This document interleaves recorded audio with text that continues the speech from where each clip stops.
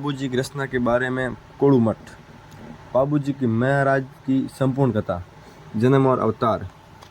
बाबूजी महाराज का जन्म 14वीं शताब्दी विक्रम संवत 1313 या 1239 ईस्वी में हुआ। जोधपुर के कोड़ू मठ गांव में राठौड़ राजपूत राजा जंजल जी और माता कमला दे के घर में हुआ। मान्यता के अनुसार भगवान राम के भाई लक्ष्मण जी का अवतार माने जाते हैं। और केसर कालवी घोड़ी और देवल सारणी। बाबूजी के 5 केसर कालवी नाम की एक बहुत ही चमत्कारी सुंदर घोड़ी थी, जिसे देवल सारणी नाम की महिला ने उन्हें सौंपा था। यह शर्त रखी गई थी कि संकट में समय बाबूजी इस घोड़ी के गायों को रक्षा करें।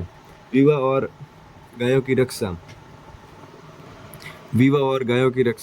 बाबूजी के विवाह अमरकोट के राजा सूरजमल छोड़ा की पुत्री फूलम दे या सुप्रिया दे के साथ तय हुआ। जब वे अमरकोट में विवाह के लिए तोरण मार रहे थे और फेरे चल रहे थे, तभी उनके बहनोई और प्रतिनिधि जीवराज जिंदराव खींची जायल नागौर के राजा देवल सारणी की गायों को अपार कर लिया था, मतलब घेर लिया था गायों को।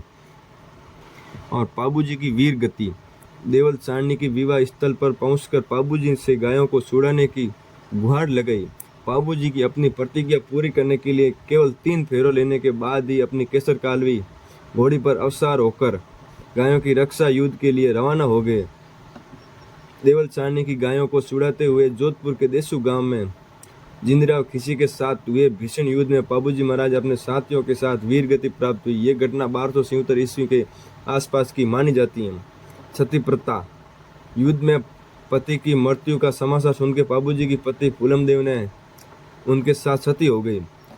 लोकप्रिय युद्ध श्रद्धा। राजस्थान के बाबूजी महाराज की स्मृति में भोपों द्वारा गाए जाने वाले सबसे लोकप्रिय बाबूजी के पढ़ और कपड़े में शीतर वासन किया जाता है। पढ़ वासन के समय रावण हत्या वाद्य यंत्र का उपयोग किया जाता है। उनकी संपूर्ण जीवनी बाबू प्रकाश नाम ग्रंथों में वर्णित हैं, जिसकी रचना आसियो मोड़ जी ने की थी। उनकी याद में कोलू मठ में चैत्र अमावस्या को मेला भरता है। और कोलू मठ में जाके आया हूँ, बहुत ही बढ़िया मंदिर बना हुआ है। और बाबूजी की वीर गति गायों के लिए वसन दिया था, जो वसन के प्रति घोड़ी ने पुकार लगाई कि मैं अभी गायों को घेर लिया है जीवराज किसी ने। तो उसके लिए बाबूजी ने 3 फेरे खा के 3 फेरों में ही उसको बाबूजी को वसन निभाना था, इसलिए 3 फेरों में छेड़ा काट दिया तलवार से। तभी असवार होकर केसर कालवी घोड़ी पे और डायरेक्ट युद्ध में चले गए मैदान में। तो उधर जाके घोड़ियों को छुड़ाई और फिर अपना सिर धड़ से अलग हो गया युद्ध के कारण। इसके बारे में बहुत ही अच्छी रचना है। और बाबूजी महाराज प्रमुख लोक देवता हैं और ऊँटों के देवता ही हैं। और प्लेग रक्ष और गौ रक्षों के रूप में भी पूजा जाता है। और गौों के कोई भी बीमारी होती है तो बाबूजी को याद करते हैं। तभी संकट में बाबूजी को याद करते ही हमारे संकट पूरे हो जाते हैं। और इसी कारण बाबूजी की वीर गाथा मैंने इस वीडियो में बताई है। आपको कैसा लगे ज़रूर बताएं दोस्तों, कमेंट करके। धन्यवाद।